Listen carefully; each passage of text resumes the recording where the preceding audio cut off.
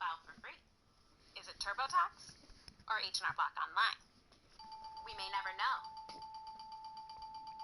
More people can file free with H&R Block Online than TurboTax. Separable. We've essentially got two videos here, so I put the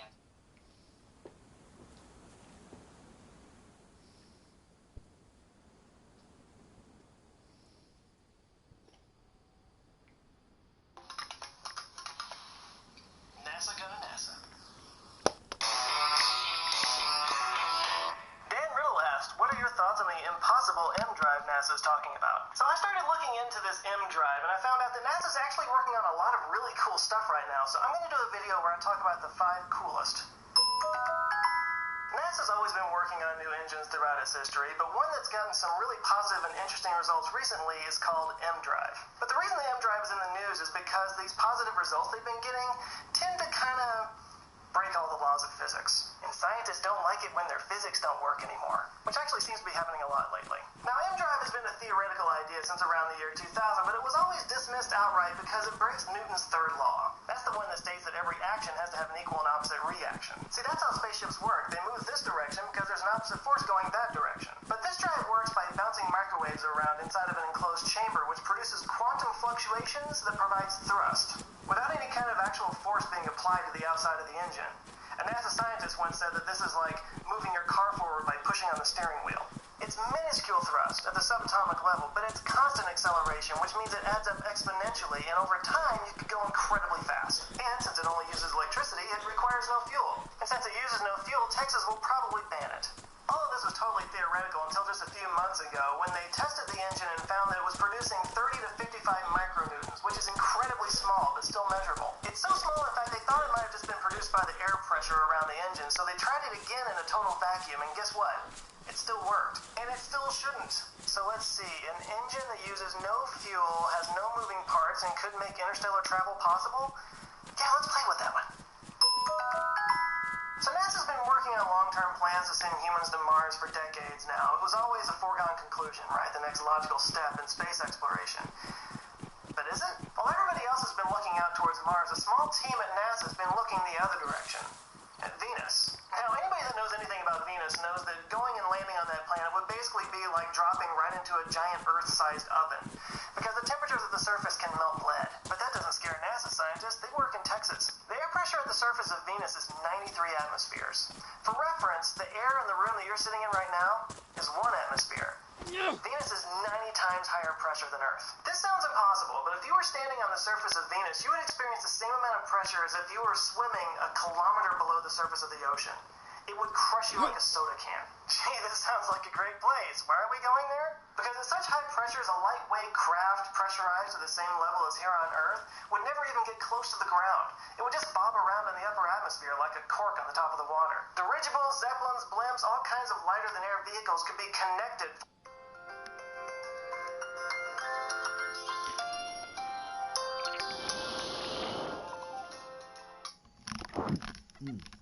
Hello.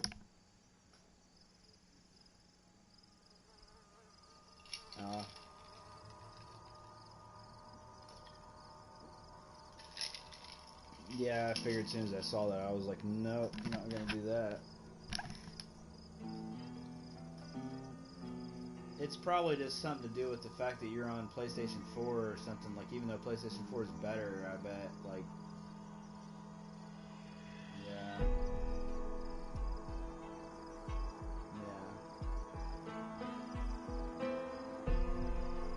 Well, it could also just be, even though the PlayStation's better, it could just be that, you know, the programming reacts more poorly with a better system because it's, like, different programming, maybe. But, yeah.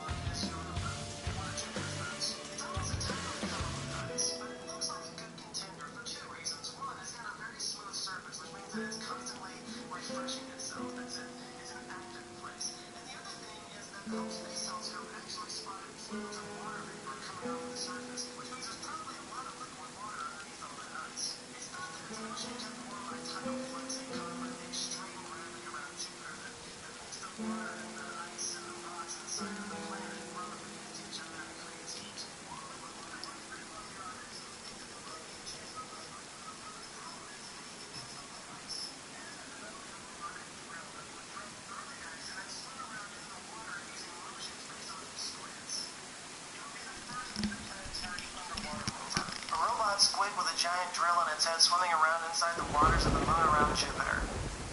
And still no jetpacks? Really? Last year, the European Space Agency scored one of the biggest victories in science when their Rosetta mission landed a probe on a comet, which led millions of Americans to look up at the sky and ponder the question, Europe has a space agency? Never one to shy away from an international pissing contest, NASA said, oh yeah, well, we're gonna go do the same thing, except we're gonna bring it back. Stupid Europe. And they gave it what is easily the coolest space probe name of all time. OSIRIS-REx. OSIRIS-REx's mission is to land on the asteroid Bennu and collect samples from underneath the surface and bring them back home so that the scientists can study them right there with their own hands. Or multiple hands should it contain some kind of mystical cosmic element that would cause them to grow extra appendages and have special powers. Comic books don't lie. The mission will give us a first-hand look at the building blocks of our solar system, as well as give us information on how we might someday destroy the asteroid. Yeah, building blocks of the solar system, whatever. Wait, we gonna blow something up? We may want to destroy Bennu someday because the projected path shows that it might possibly collide with Earth sometime in the late 22nd century. I am Bennu, destroyer of worlds. All hail Bennu. All hail Bennu. All hail Bennu. Bennu, by the way, was named after its discoverer's favorite piece of IKEA furniture. That's probably not true. Finally, after 25 years of the Hubble Space Telescope sending us mind-blowing pictures that have made us reconsider the scope of the universe and our place inside of it, NASA has decided to make that telescope its bitch. The James Webb Space Telescope is scheduled to be launched in 2018, and it's being called the Great Pyramid of our generation. And for good reason. The mirrors on the James Webb Space Telescope measure 21 feet across, as opposed to Hubble's 8-foot mirror, and it can collect 7 times more light. This extra girth allows it to penetrate more deeply into space, giving us a more full experience of the Big Bang. Because light travels at a constant speed, the further we see out into the universe, the further we see backwards in time. For example, when we look at a star that's 100 light years away, what we're really seeing is what the star looked like 100 years ago, because the light that left it 100 years ago is just now reaching us. Through its giant mirror and its focus on infrared light, the James Webb Space Telescope should be able to see up to about 100 million years after the Big Bang, which means we're going to be able to see some of the first galaxies in the universe forming. This will give us a better understanding of the rapid expansion and cooling that took place at the very beginning of our universe, which gives us a better understanding of the forces that guide our universe today. So maybe we'll finally understand how M-Drive works. Alright, thanks for watching, and thanks to Dan for a great question. If you've got a question you want to ask, you can ask it in the comment section down below, or hit me up at any of my social media channels, and we can be smarter together. If this is your first time here and you enjoyed what you saw, you can check out all these playlists over here to get a better idea of what I do. And if you want to catch me every Monday, you can hit subscribe up above. I come back every Monday with cool, thought-provoking videos that'll give you something interesting to talk about with friends in the water cooler at work. And you can catch me on Periscope. I actually am periscoping the recording of this right now. I don't know how often I'll be doing that, but you can follow me there at Joe Scott Ryder. And I do fun stuff from time to time, and you can be a part of it. Alright, thanks again for watching. Love you guys. Have a great week. See you soon.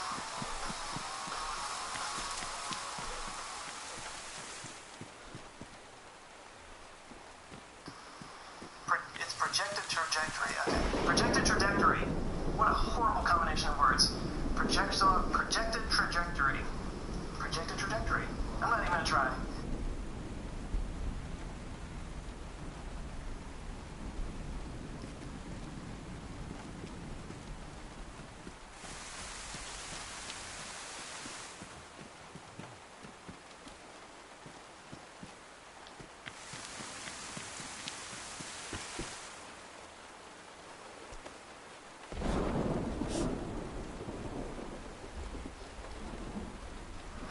Challenges in this world is knowing enough about a subject to think you're right, but not enough about the subject to know you're wrong. There's like a gazillion hours of me on the internet. In almost every case, I'm talking about the universe, black holes, the Big Bang, time travel, God. What I'm going to do in this masterclass is teach you how to think. The goal here is to train your mind how to see the world differently, how to question what others say. I've come to realize that there are 3 categories of truth: personal truth, political truths, and the objective truths that shape our understanding of the universe. The interesting thing about an objective truth is that it's true no matter what. Imagine that. By the time we're done, you will be equipped with some of the methods and tools so you can turn data into information, information into knowledge, knowledge into wisdom. We all have susceptibility to bias. Search engines on the internet are the epitome of confirmation bias. And you're going to use that as evidence that you are correct? No. The good thing about science is that it's true whether or not you believe it. What does it mean to be skeptical? What does it mean to be convinced by data? A proper skeptic questions what they're unsure of, but recognizes when valid evidence is presented to change their mind. I will equip you to not only find objective truths, but then communicate to others how to get there. It's not good enough to be right. You also have to be effective. The less connected you are to what is objectively true, the less likely you will be able to make decisions that will benefit your life, the life of your family, and even civilization itself. I'm Neil deGrasse Tyson, and this is my master class.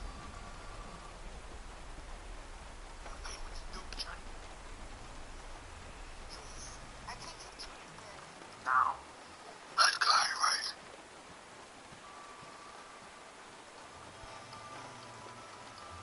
Hey there, YouTube. How you doing? It's Robert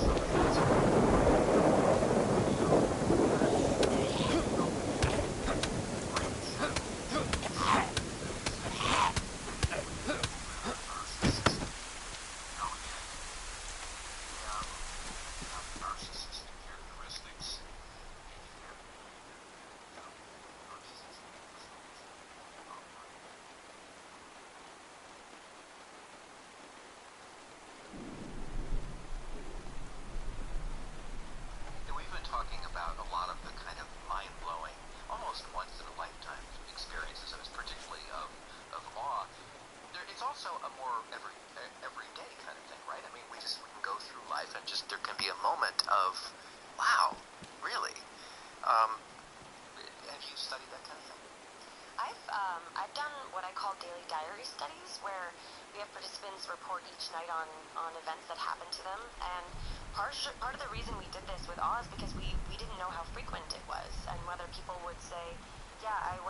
2 weeks and I didn't feel any awe. And it turns out that about twice a week is what we were finding, that people were experiencing this emotion. And you're right, it wasn't, this transformative.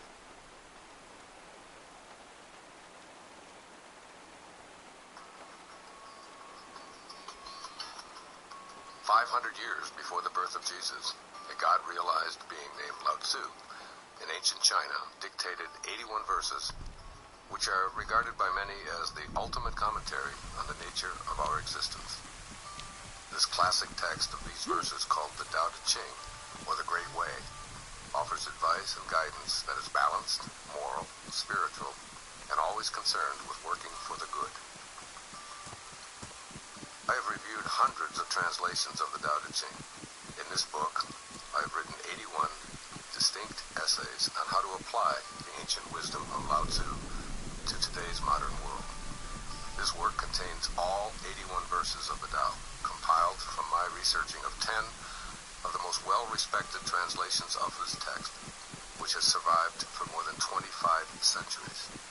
Each of the 81 chapters is designed for actually living the Tao, or the Great Way, today, and concludes with a section called Do the Tao Now. I spent an entire year reading, researching, and meditating on Lao Tzu's messages, practicing them each day, and ultimately writing down these insights as I felt Lao Tzu wanted you to know them. This is a work to be read slowly, one verse a day.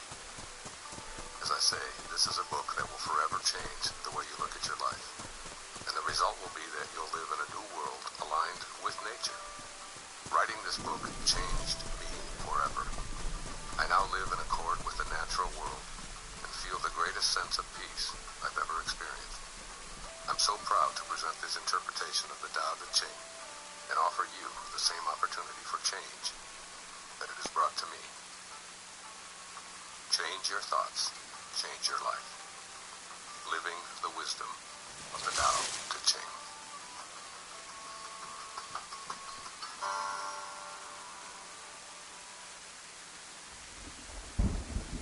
Preface. Progress is important without change, and those who cannot change their minds cannot change anything. George Bernard Shaw.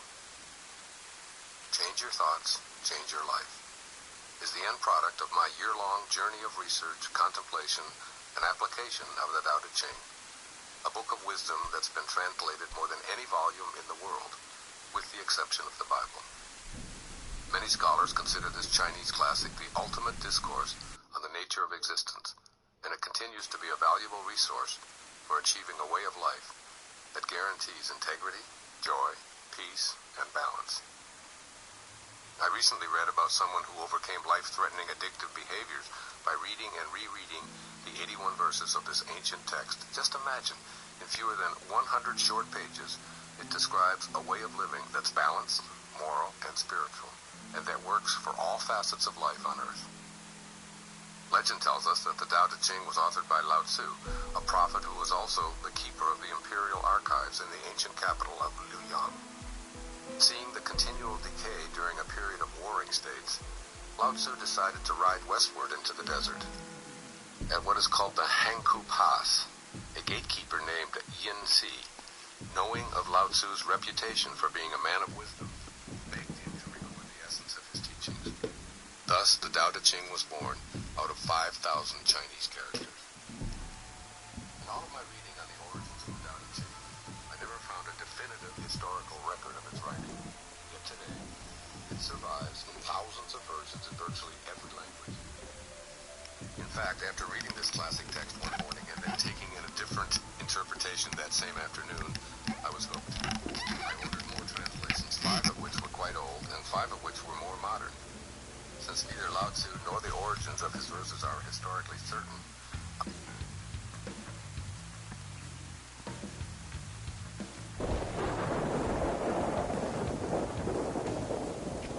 I was fascinated by the different ways the 5,000 characters were interpreted by scholars in the editions that I studied, especially when you consider that many of these ancient Chinese symbols are no longer in use and invite differing translations themselves.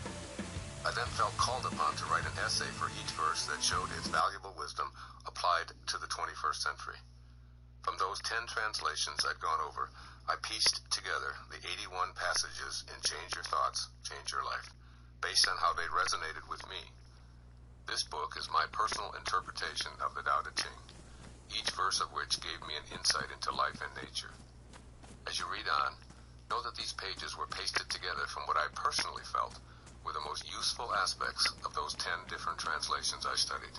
And I apologize for any exclusions, or if the inclusions don't seem to be a perfect fit. One of the many gifts of the Tao Te Ching is its mind-stretching quality, especially in the way that Lao Tzu uses irony and paradox to get you to look at life. If you think that being forceful is the appropriate response, Lao Tzu urges you to see the value in being humble. If action seems called for, he asks you to consider non-action. If you feel that grasping will help you acquire what you need or want, he counsels you to let go and be patient. And just what is this thing called the Tao, spelled T-A-O? As we're told in the first verse, to name it is to lose it. So here's the best that I can come up with. The Tao is the supreme reality, an all-pervasive source of everything. The Tao never begins or ends, does nothing, and yet animates everything in the world of form and boundaries, which is called the world of the 10,000 things by Lao Tzu. Commentaries on the Tao Te Ching generally interpret Tao, T-A-O, as the way, T-E, as the shape and power, that is, how the Tao manifests, and Ching as book. Every translation I read referred to the Tao as the way with a capital W, and T-E, as adding light or color to the way. Well, as I look at the name I've carried with me for over 66 years, Wayne Dyer, I realize what may have attracted me to studying and writing these essays. As you can see, the first 3 letters of my name make up the word way, while a dyer, D-Y-E-R, is one who adds light or color. It's no wonder why I've been so totally involved in reading, writing, interpreting, and most significantly, putting into practice these 81 verses in my own life. In The Wisdom of China and India, Dr. Lin Yutang states, quote, "If there is one book in the whole of Oriental literature which should be read above all others, it is, in my opinion, Lao Tzu's book of Tao. It is one of the profoundest books in the world's philosophy," unquote. As you read Change Your Thoughts, Change Your Life, you're going to find your way through Lao Tzu's mystical and practical philosophy, along with the joy of applying it to your life in today's modern world. Writing this book was a complete surrender to ideas that didn't always seem to fit a linear, rational approach. And it has changed me in a way that's like the Tao itself, unexplainable and unnameable. Once I knew that I'd be spending a year on this project, its creation came about in the following way, which I have journaled here for you. I awake before 4 a.m. I meditate, consume juices and supplements, and enter my sacred writing space. On a table, I have found some framed drawings of Lao Tzu. In one, he's clad in simple robes. In another, he's standing with a staff. And in a third, he's astride an ox. I ease into my work and read one verse of the Tao Te Ching, letting the words stay with me and inviting the forces of both the outer and the inner life to inform me. Some of the passages contain ideas that seem to be directed to political leaders, yet in all cases I keep the average reader in mind. In other words, I seek the wisdom for everyone, not just for those in positions of government or business. I jot down a few notes, and for the next 3 days, I think about what Lao Tzu is offering. I invite the Tao to be with me throughout the day in all my activities as a background to the title of this book. Change your thoughts, Wayne, I tell myself, and watch how your life changes. And my thoughts do change. I feel the Tao with me, always there, always doing nothing, and always leaving absolutely nothing undone. As I'm now seeing, with a capital S, the landscape looks different. The people I see are godly creations who are ignoring their own nature, or even more poignantly, needily interfering in the affairs of others. I have a different perspective now. I feel more peaceful and patient. I keep being reminded of the cyclical nature of the world of the 10,000 things and have powerful insights that change what I see. I know that we humans are like the rest of the natural world, and that sadness, fear, frustration, or any troubling feeling, they can't last. Nature doesn't create a storm that never ends. Within misfortune, good fortune hides. Following my days of thinking and then applying the wisdom of a particular verse, I look into the eyes of Lao Tzu's picture in the early morning, and I wonder, what did you mean? How does this apply here today to anyone who might want to live according to these majestic teachings? What happens next is just mind-blowing. It's that simple. Through the ages, through the atmosphere, through my purple pen and onto the page, flows what I can only call automatic writing. I know I don't own it. I know I can't touch it, feel it, see it, or even name it. But the words arrive in the world of the 10,000 things. I'm grateful, bewildered, astonished, and overjoyed. The next day, I begin another 4-day adventure with this wisdom a Chinese master recorded 2,500 years ago, feeling so blessed, honored, and completely awestruck by the profound impact these words have on me. It's my vision that in this 21st century, our world must recruit future leaders who are steeped in the importance of Lao Tzu's work. Our survival may depend on understanding that the concepts of enemy and war can cease to exist through living Tao-centered lives. Government will need to retreat from regulating our personal lives, overly taxing our incomes, and invading our privacy. Yet the lessons and the truths of the Tao must be discovered and applied by individuals. In this way, it can bring you to the enormous wonder of your own being. Yes, you are the Tao at work. Your being came from and will return to non-being. So for maximum enjoyment and benefit, make listening to this book a personal journey. First, listen to one of the passages of the Tao Te Ching and the essay that follows it. Next, spend some time applying it, changing the way you've been conditioned to think, and letting yourself open up to a new way of conceptualizing these ideas. Finally, individualize the verse by writing, recording, drawing, or expressing yourself in whatever way you're called to. and move on to the next verse with a rhythm that suits your nature. The following is from 365 Tao, Daily Meditations by Den Ming Dao, which I love to turn to each day. Listen to this expert and see the Tao coming alive in you. Quote, if you spend a long period of time in study and self-cultivation, you will enter Tao. By doing so, you also enter a world of extraordinary perceptions. You experience unimaginable things, receive thoughts and learning as if from nowhere, perceive things that could be classified as prescient. Yet if you try to communicate what you experience, there is no one to understand you. No one will believe you. The more you walk this road, the farther you are from the ordinary ways of society. You may see the truth, but you will find that people would rather listen to politicians or performers and charlatans. If you are known as a follower of Tao, people may seek you out, but they're seldom the ones who will truly understand Tao. They are people who would exploit Tao as a crutch. To speak to them of the wonders you have seen is often to engage in a futile bout of miscommunication. That is why it is said that those who know do not speak. Why not simply stay quiet? Enjoy Tao as you will. Let others think you're dumb. Inside yourself, you will know the joy of Tao's mysteries. If you meet someone who can profit by your experience, you should share. But if you're merely a wanderer in a crowd of strangers, it is wisdom to be silent. End of quote. Perhaps the overriding message of the Tao Te Ching is to learn how to luxuriate in the simplicity of what you're being told throughout this ancient sacred text. As you put its ideas into practice, you'll discover how profound it all is. But then you'll find yourself startled by its simplicity and its naturalness. The advice of this ancient master is so easy to apply that you mustn't try to complicate it. Simply allow yourself to stay in harmony with your nature, which can be trusted if you just listen and act accordingly.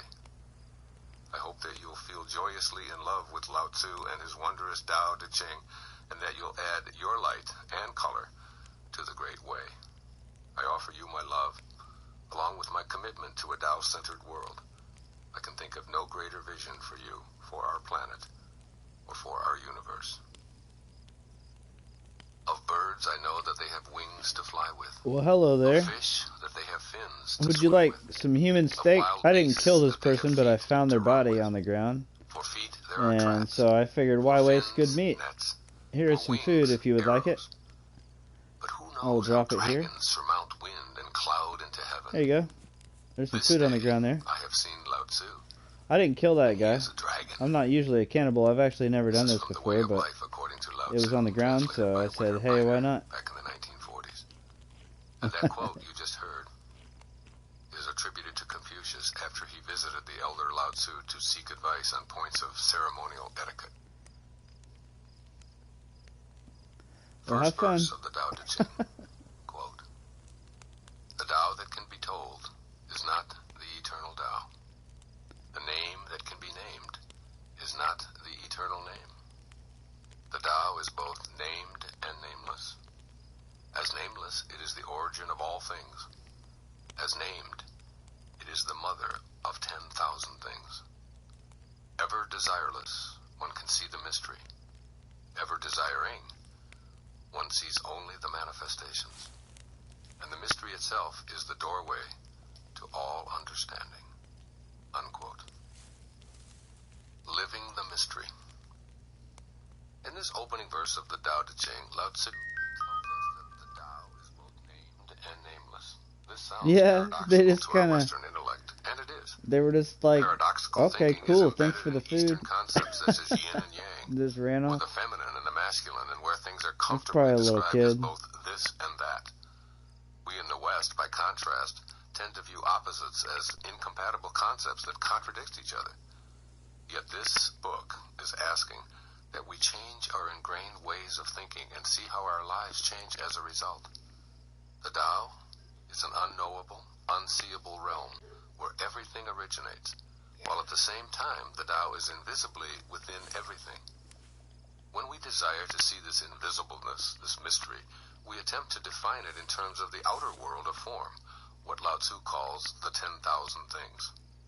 He counsels us that letting go of trying to see the mystery will actually allow us to see it. Or as I like to think of it, let go and let God. But how can we do that?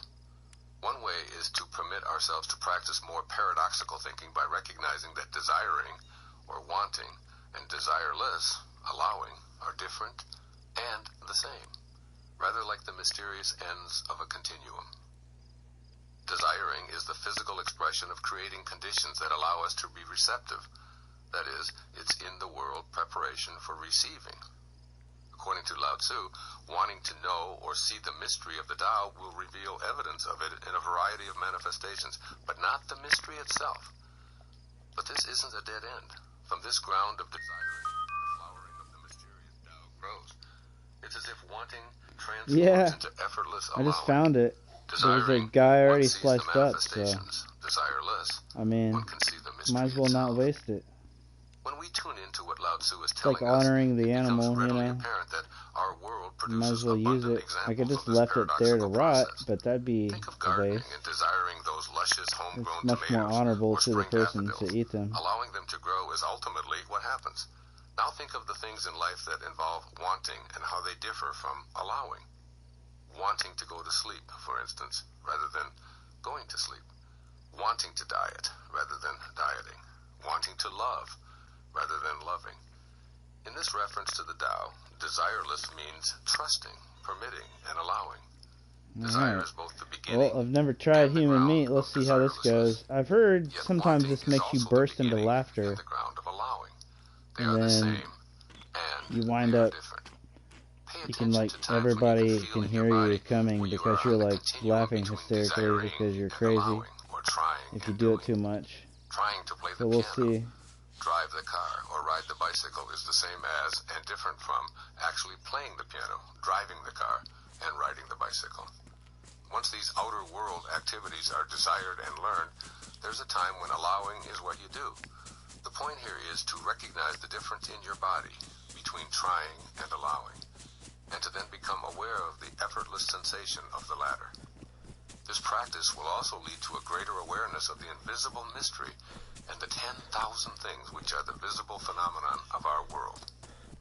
The 10,000 things that Lao Tzu refers to represent the categorized, classified, and scientifically named objects of the earth, which help us to communicate and identify what we're talking and thinking about. Yet for all our technological expertise and scientific categorization, we can never truly create a human eye or liver or even a grain of wheat for that matter.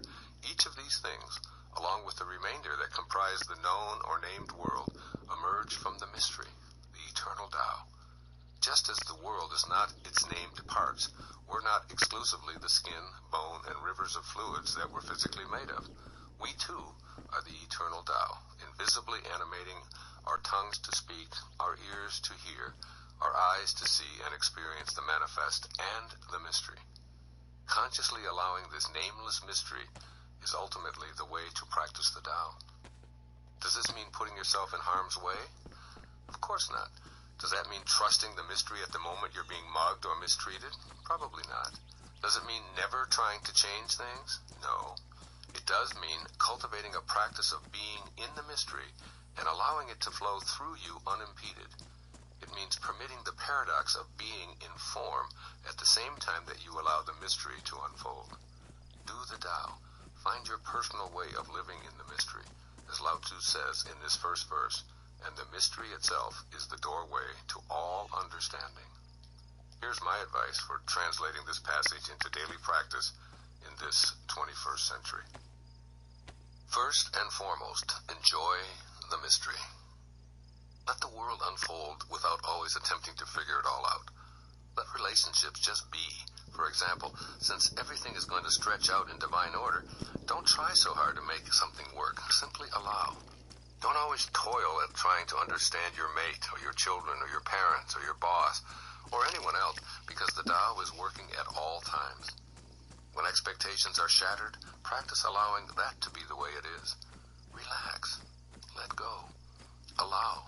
And recognize that some of your desires are about how you think your world should be, rather than how it is at that moment. Become an astute observer. Judge less and listen more. Take time to open your mind to the fascinating mystery and uncertainty that we all experience. And then, practice letting go of always naming and labeling. The labeling process is what most of us were taught in school. We studied hard to be able to define things correctly in order to get what we called high grades. Most educational institutions insisted on identifying everything, leading to a tag that distinguished us graduates with knowledge of specific categories. Yet we know, without anyone telling us, that there's no title or degree or distinguishing label that truly defines us. In the same way that water is not the word water any more than it is agua, Vaser, or H2O. Nothing in this universe is what it's named. In spite of our endless categorizations, each animal, flower, mineral, and human can never truly be described. In the same way, the Tao tells us that the name that can be named is not the eternal name. We must bask in the magnificence of what is seen and sensed, instead of always memorizing and categorizing. Do the Tao now. At some point today, notice an instant of annoyance or irritation you have with another person or situation. Decide to do the Tao, or practice the way, in that moment by turning inward with curiosity about where you are on the continuum between desire and allowing. Permit the paradox of wanting the irritant to vanish and allowing it to be what it is. Look inward for it in your thoughts and allow yourself to feel it wherever it is and however it moves in your body. Turn all of your attention to becoming open-minded, allowing permissiveness to befriend the mystery within yourself. Notice how the feeling manifests itself, perhaps doing loop-de-loops in your stomach, giving a rigidness to your skeleton, making your heart pound, or tightening your throat. Wherever it is, allow it as an enigmatic messenger within you, and give it non-judgmental attention. Notice the desire for the feeling to disappear, and allow it to be monitored compassionately by you. Accept whatever comes. Encounter the mystery within without labeling, explaining, or defending. It's a subtle distinction at first, which you must take personal responsibility for identifying. You alone can prepare the ground of your being for the experience of living the mystery. Second verse of the Tao Te Ching. Quote, "Under heaven all can see beauty as beauty, only because there is ugliness. All can know good as good, only because there is evil. Being and non-being produce each other. The difficult is born in the easy. Long is defined by short, the high by the low. Before and after go along with each other. So the sage lives openly with apparent duality and paradoxical unity. The sage can act without effort and teach without words, nurturing things without possessing them. He works, but not for rewards. He competes, but not for results. When the work is done, it is forgotten. That is why it lasts forever." Unquote. Living the paradoxical unity. The concept of something or someone being beautiful is grounded in a belief system that promotes duality and judgment. This way of thinking is prevalent and commonplace for just about everybody in our culture, perhaps even having some value in society. I encourage you to explore the concept of paradoxical unity in this second verse of the Tao Te Ching. By changing your thoughts, you can change your life and truly live the bliss of oneness. Has it ever occurred to you that beauty depends on something being identified as ugly? Therefore, the idea of beauty produces the idea of ugliness and vice versa. Just think of how many concepts in this duality belief system depend on opposites. A person isn't tall unless there's a belief system that includes short. Our idea of life couldn't exist without that of death. Day is the opposite of night. Male is the antithesis of female. What if you instead perceived all as a piece or a glimpse of the perfection of oneness? I think this is what Lao Tzu is suggesting with his description of the sage who lives openly with apparent duality and paradoxical unity. Imagine the perfect oneness coexisting in the apparent duality, where opposites are simply judgments made by human minds in the world of the 10,000 things. Surely the daffodil doesn't think that the daisy is prettier or uglier than it is, and the eagle and the mouse have no sense of the opposites we call life and death. The trees, flowers, and animals know not of ugliness or beauty. They simply are, in harmony with the eternal Tao, devoid of all judgment. As the sage lives openly with apparent duality, he synthesizes the origin with the manifestation, without forming an opinion about it. Living without judgment and in perfect oneness is what Lao Tzu invites his readers to do. He invites our wisdom to combine perceived opposites and live a unified life. The perfection of the Tao is allowing apparent duality while seeing the unity that is reality. Life and death are identical. Virtue and sin are judgments needing both to identify either. These are the paradoxes of a unified life. This is living within the eternal Tao. Once the dichotomies or pairs of opposites are transcended, or at least seen for what they are, they flow in and out of life like the tides. Practice being a living, breathing paradox every moment of your life. The body has physical boundaries. It begins and ends and has material substance. Yet it also contains something that defies boundaries, has no substance, and is infinite and formless. You are both the Tao and the 10,000 things simultaneously. Let the contrasting and opposite ideas be within you at the same time. Allow yourself to hold those opposite thoughts without them canceling each other out. Believe strongly in your free will and ability to influence your surroundings, and simultaneously surrender to the energy within you. Know that good and evil are two aspects of a union. In other words, accept the duality of the material world while still remaining in constant contact with the oneness of the eternal Tao. The debilitating necessity to be right and make others wrong will soon diminish. I believe that Lao Tzu would apply the Tao Te Ching to today's world by suggesting the following. First, live a unified life. Enter the world of oneness with an awareness of the propensity to compartmentalize everything as good or bad, right or wrong, beautiful or ugly, are standards of the physical world, not the Tao. Contemplate the insight that duality is a mind game. In other words, people look the way they look, period. Criticism is not always necessary or helpful. See the unfolding of the Tao inside everyone, including yourself, and be at peace with what you observe. Be a good animal and move freely, unencumbered with thoughts about where you should be and how you should be acting. For instance, imagine yourself as an otter, just living your otterness. You're not good or bad, beautiful or ugly, a hard worker or a slacker. You're simply an otter, moving through the water or on the land freely, peacefully, playing and without judgment. When it's time to leave your body, you do so, reclaiming your place in the pure mystery of oneness. This is what Lao Tzu means when he says, when the work is done, it is forgotten. That is why it lasts forever. In other words, you don't have to leave your body to experience forever. It's possible to know your eternal self even in the embodied condition.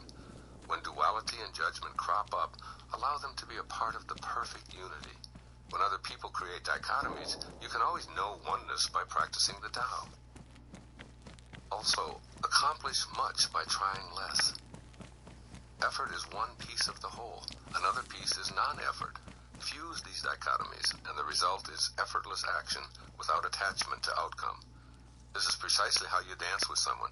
You make an attempt, assume a position, listen to the music, and let go all at the same time, allowing yourself to easily move with your partner. Combine the so-called opposites into the oneness of being without judgment or fear. Labeling action as a fine effort implies a belief that trying hard is better than not trying. But trying itself only exists because of beliefs about not trying. Attempting to pick up a piece of trash is really just not picking up the trash. Once you've picked it up, then trying and not trying are irrelevant. Understand that you can act without the implied judgment of words such as effort and trying.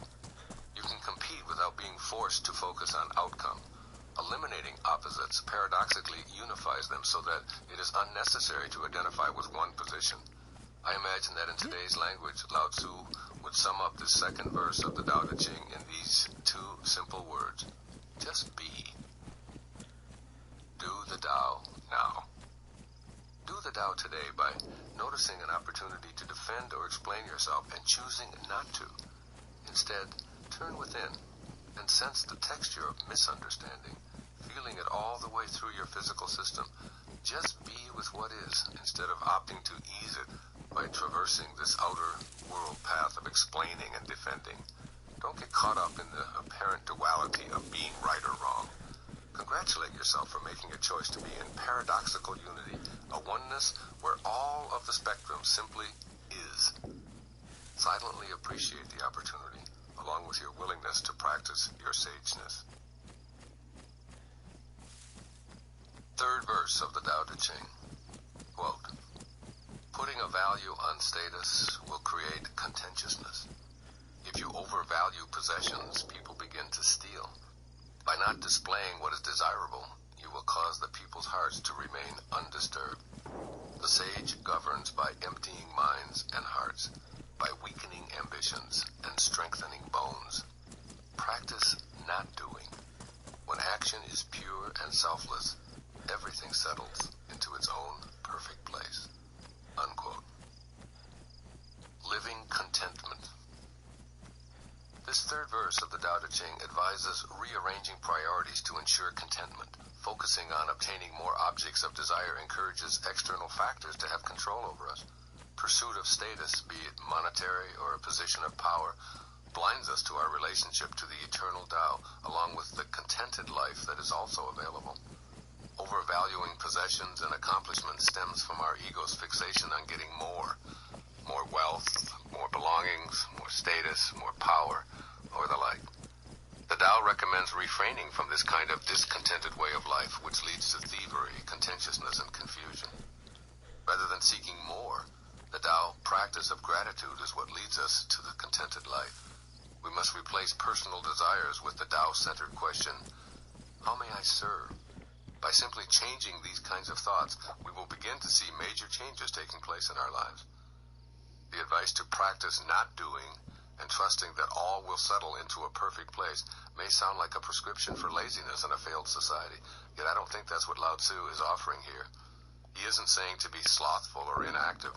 Rather, he's suggesting that trusting in the Tao is the way to be directed by the source of your creation and to be guided by a higher principle than your ego-driven desires. Ego-fixated wants can get in the way of divine essence, so practice getting ego out of the way and be guided by the Tao in all that you do. In a state of frenzy, trust in the Tao. Listen for what urges you onward, free from ego domination, and you'll paradoxically be more productive.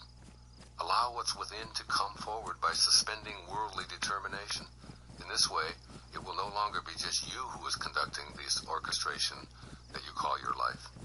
Much of this third verse contains advice on how to govern. I view this not as political or administrative advice, but as it pertains to our own personal lives and those we're entrusted to guide, that is, our immediate families, and in a larger sense, the human family that comprises all of those with whom we're in contact on a daily basis. Encourage your relatives to empty their minds of thoughts about status and acquisitions, and think instead about serving others and contributing to the health and strength of all. Model the harmony of this attitude. After all, everyone has a calling to be inspired. The source of creation is not interested in material possessions or status. It will provide what is needed. It will guide, motivate, and influence you and everyone else. Ego, and its incessant inventory of desires, probably needs to be weakened so that the beauty of the Tao can be sensed. Demonstrate this to others by being a leader who removes the egocentric temptations that foster envy and anger and competition. If Lao Tzu were able to view our contemporary world from his 2,500-year-old perspective, I believe that he'd offer the following advice based upon this third verse of the Tao Te Ching.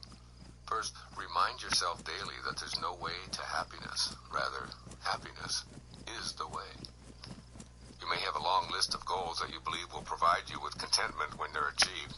Yet if you examine your state of happiness in this moment, you'll notice that the fulfillment of some previous ambitions didn't create an enduring sense of joy. Desires can produce anxiety, stress, and competitiveness, and you need to recognize those that do. Bring happiness to every encounter in life instead of expecting external events to produce joy. By staying in harmony on the path of the Tao, all the contentment you could ever dream of will begin to flow into your life. The right people, the means to finance where you're headed, and the necessary factors will all come together. Stop pushing yourself, Lao Tzu would say, and feel gratitude and awe for what it is. Your life is controlled by something far bigger and far more significant than the petty details of your lofty aspirations.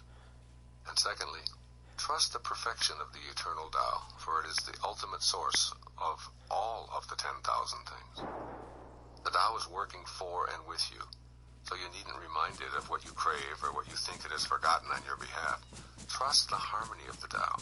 It took care of everything that you needed in your creation, as well as your first 9 months of life without any assistance from you and totally independent of any desires you may have had. The Tao will continue to do so if you just trust it and practice not doing so much. Inventory your desires and then turn them over to the unnameable. Yes, turn them over and do nothing but trust. At the same time, listen and watch for guidance. And then connect yourself to the perfect energy that sends whatever is necessary into your life. You, meaning your ego, don't need to do anything. Instead, allow the eternal perfection of the Tao to work through you. This is Lao Tzu's message for our world right now. Henry David Thoreau made the following observation in the middle of the 19th century as he wrote at Walden Pond, and I feel that it personifies this third verse of the Tao Te Ching. Quote, "Let us spend one day as deliberately as nature and not be thrown off the track by every nutshell and mosquito's wing that falls on the rails. If the engine whistles, let it whistle till it is hoarse for its pains. If the bell rings, why should we run? I've always been regretting that I was not as wise as the day I was born." End of quote. Trust in your essential sageness. Don't let desires obscure your eternal connection to the Tao. Do the Tao now. Watch for an opportunity today to notice that you're planning on buying something. Choose to do the Tao and listen for guidance. Be grateful that you have the choice to make the purchase. Then practice listening to yourself and not doing. Through your feelings, the Tao will reveal the way for you in that moment. Trust it. You might be guided to buy the item and savor it with gratitude, or donate it, or procure one for you and one for someone else, or even to give the money to a charity instead of getting the item, or refrain from obtaining it altogether. Practice doing the Tao in everyday situations, and you'll know contentment in a deeper sense.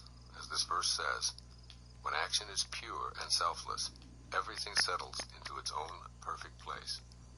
Now that's my definition.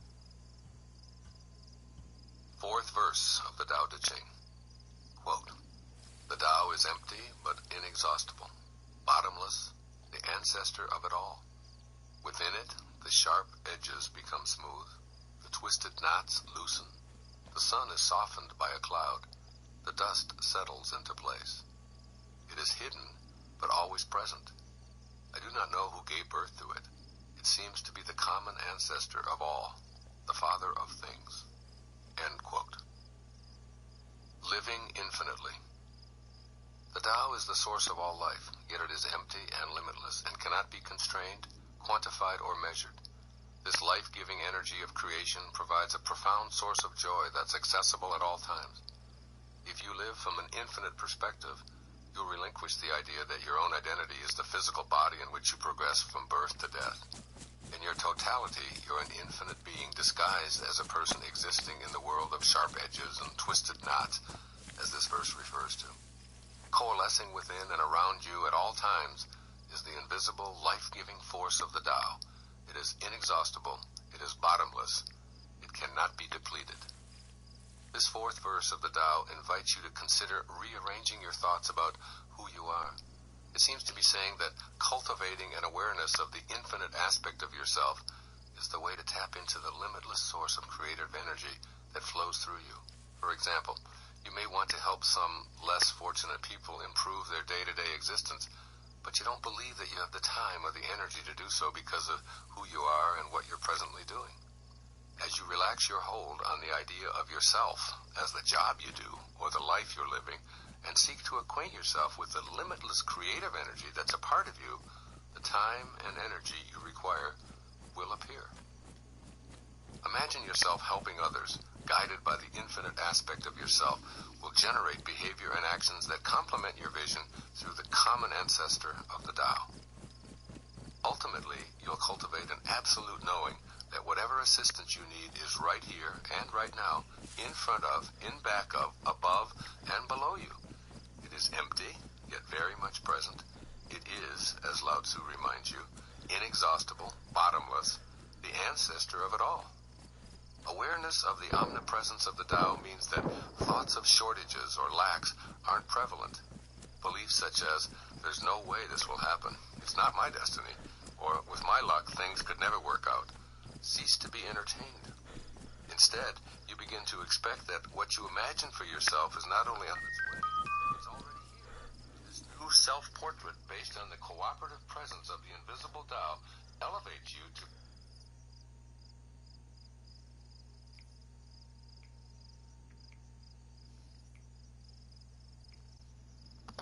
living an inspired life, that is, one of being in spirit, or in unending touch with the Tao.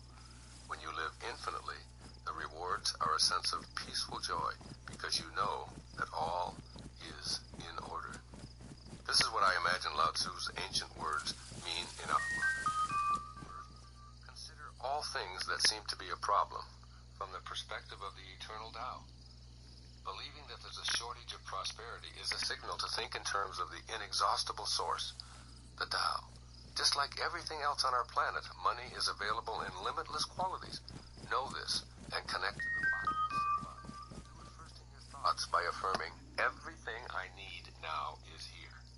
Prosperity thoughts are energetic.